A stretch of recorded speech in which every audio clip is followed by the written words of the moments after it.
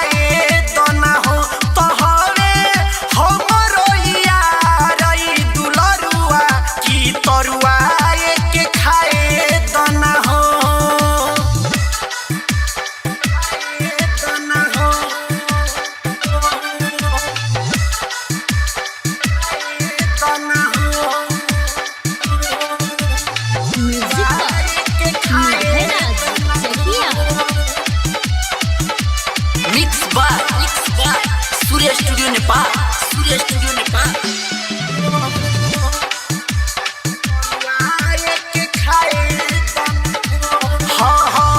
Phone करके रही हम बोलवल ससुराल में, दे दी परमिशन सैया चुमाली गाल में।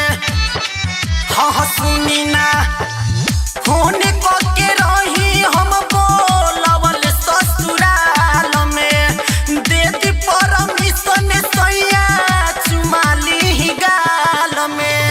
एक दिन के खैला से न कमी होई हो, एक दिन के खैला से न कमी होई हो। कहवे नैहर के यार दिया बरुआ की तरुआ के खाए दोना हो। कहवे हमरो यार दुलरुआ की तरुआ के खाए दोना हो।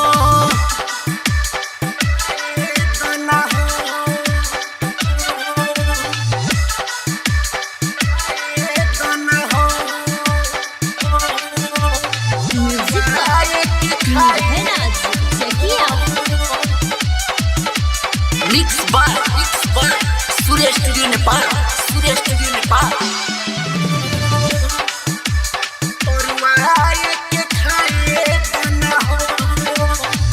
एक दिन के बारे में हम माने माफ कर दी, शौक बाटे रउआ जदी आके नाप कर दी।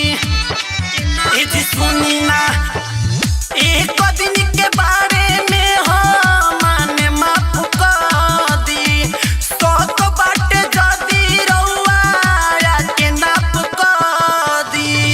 अभिलाष राजा राहुल छुअले नइखे हो, अभिलाष राजा राहुल छुअले नइखे हो।